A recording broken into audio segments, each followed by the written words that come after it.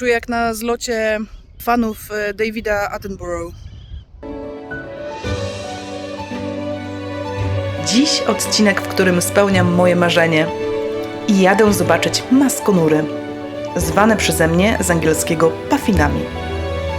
Opowiem Wam, jak tam dotarliśmy, jak wygląda wyspa Skomer i co mnie urzekło w maskonurach.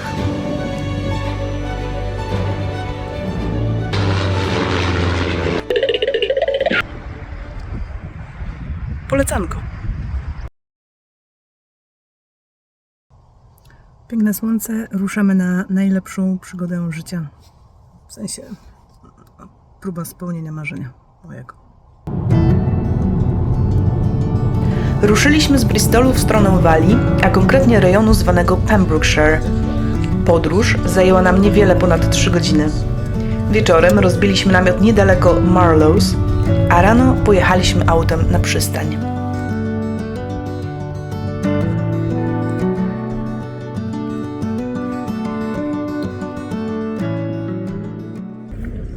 Jedziemy zobaczyć puffiny i mój plan jest pokazać im zebrę.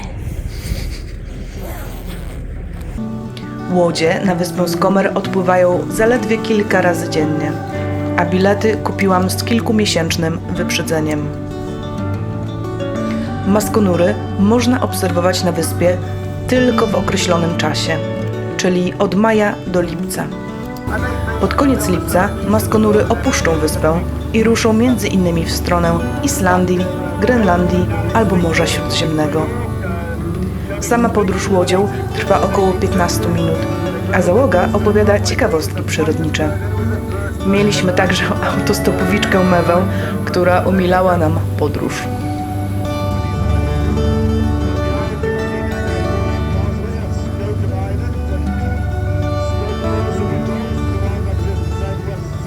Plus 350,000 back Steven Seagal. Another gentleman on the way back, guys. I oto dopłynęliśmy do wyspy Skomer, która jest rezerwatem przyrody o międzynarodowym znaczeniu dla ptaków morskich. Zaraz po zejściu z łódki zobaczyłam pierwsze maskonury, a potem mieliśmy krótkie wprowadzenie od przewodnika. Why did they do so well? Well, they do so well because we've got no ground predators here. Things like rats, stoats, grass snakes, adders, things like that. They're going to go in those burrows and eat those eggs. They're not here. We've got quite strict biosecurity measures to make sure they're not here. Things like checking bags, open bags. We had a huge delivery came on yesterday. We had the rat sniffer dog came and checked everything before it all came on. Things like that, make sure we're not getting anything here. Just one pregnant female rat would be 800 rats in 6 months. So that's why we've got to be so careful with these things. No i ruszyliśmy na przygodę.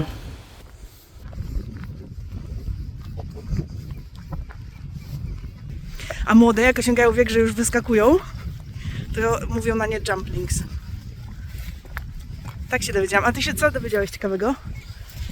Że jak dumplingsy mają 14 dni, to dostają zadyk z gniazda i wyskakują. Czy umieją latać, czy nie umieją.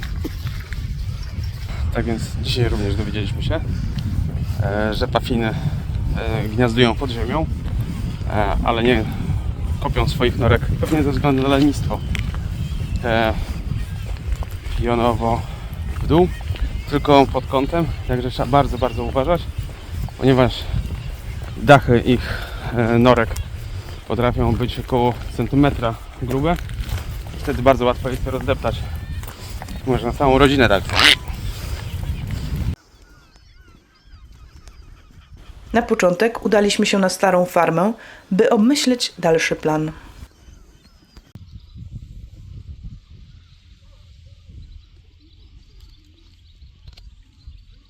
I co tam widzisz?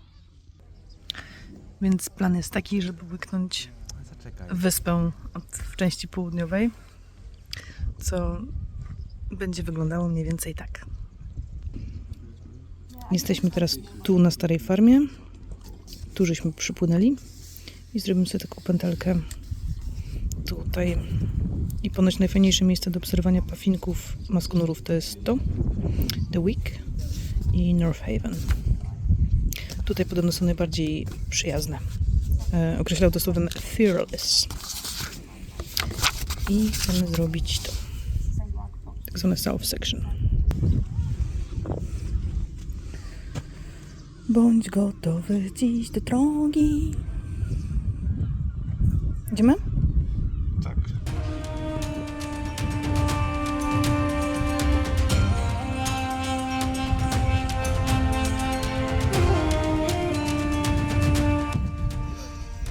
Jest tutaj niewiarygodnie pięknie.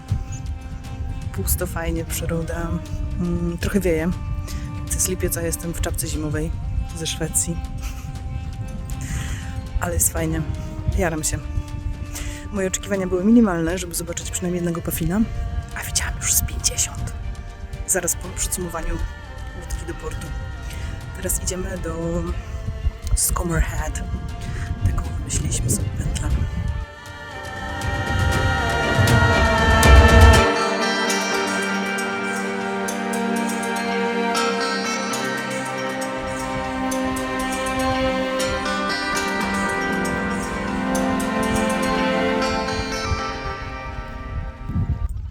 Historia jest taka, że ja zawsze chciałam zobaczyć maskonury, czyli puffiny na Islandii. Ale tu się okazało, że przecież one są też 3 godziny drogi od mojego obecnego miejsca zamieszkania. Więc jesteśmy w Pembrokeshire na wyspie Scomer.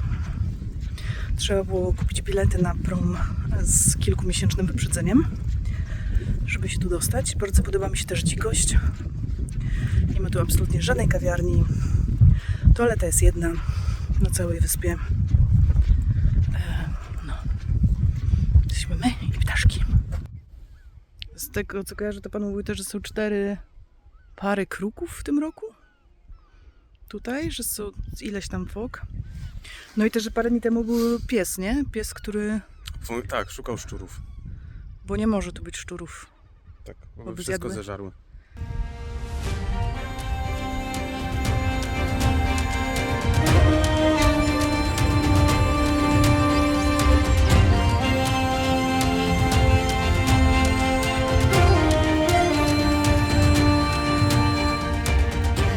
Dotarliśmy do Scomer Head.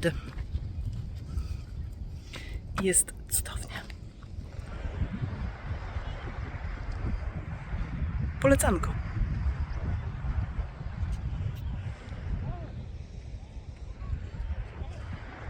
I pozdrawianko.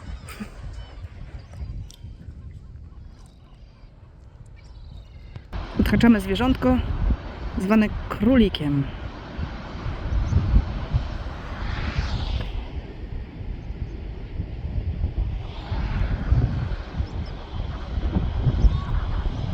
Trochę się maskuje, ale jest tu. I skubie trawkę. Ale to widać. W ogóle się tu czuję jak na zlocie fanów Davida Attenborough. Wszyscy z aparatami, z wielkimi lufami. I obserwują wildlife. Pan na łódce powiedział w ogóle, że to jest ostatni dzwonek na zobaczenie puffinów, bo że za tydzień już sobie wszystkie stąd odlecą.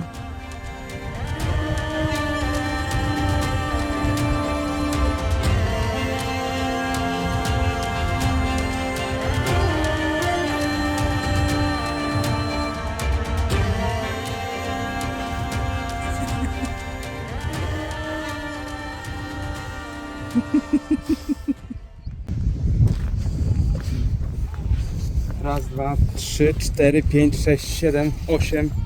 O, trupów. Tak. Jakieś żabki? Tutaj już nic nie żyje.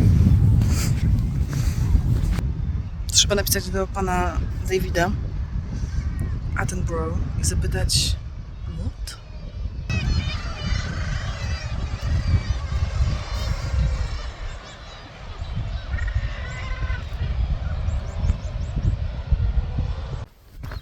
Przede wszystkim i najważniejsze i najfajniejsze, że jest to naprawdę fajny spacer w naturze.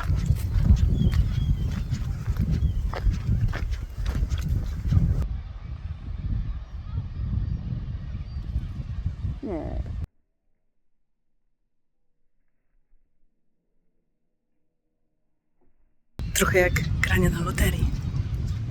Czekamy, trwamy. Czy wleci z norki? Czy się uda złapać telefonem?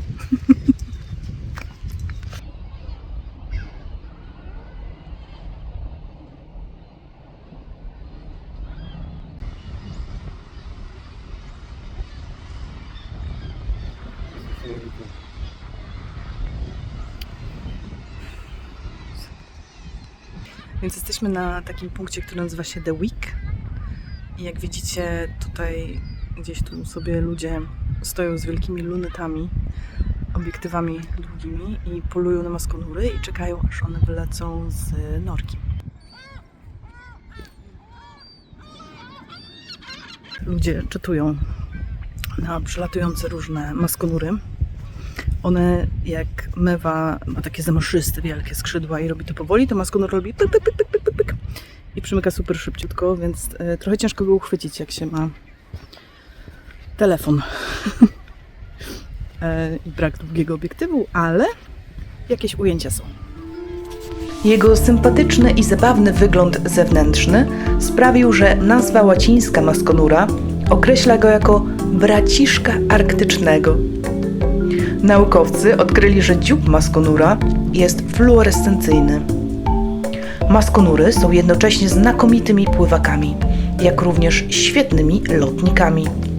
W wodzie potrafią nurkować na głębokość 60 metrów, gdzie przebywać mogą przez 20-30 sekund. Z kolei w trakcie lotu mogą rozwinąć prędkość do 90 km na godzinę, machając skrzydłami nawet 400 razy na minutę.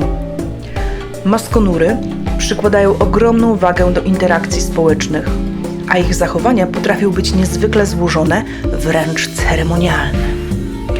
Jajo wysiadywane jest przez okres 38 do 49 dni przez obydwoje rodziców.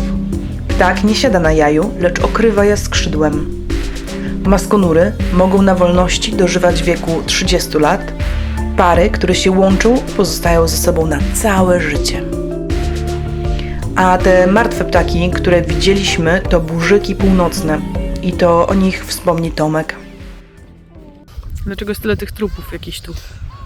Bo są to ptaki, które fantastycznie radzą sobie w powietrzu oraz w wodzie, natomiast niekoniecznie na lądzie. To wynika z tego, że ich nogi są za długie i po prostu zdychają.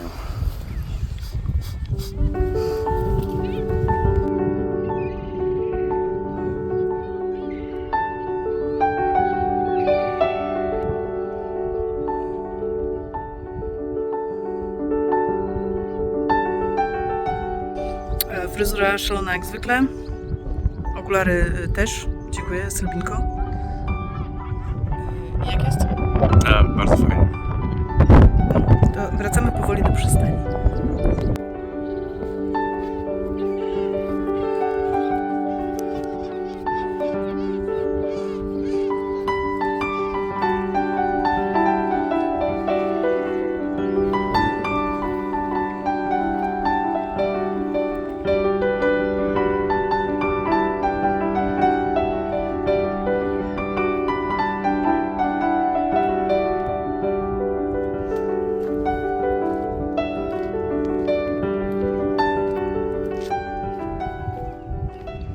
Misja zakończona sukcesem.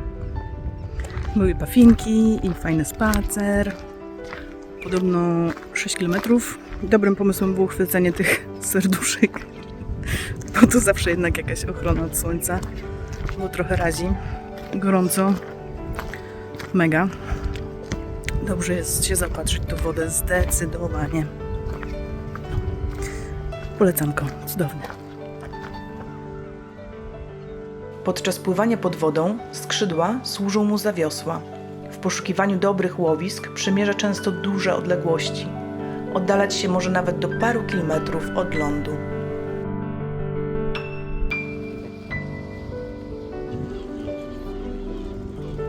No i przypłynęła nasza łódź, by zabrać nas z powrotem na stały ląd.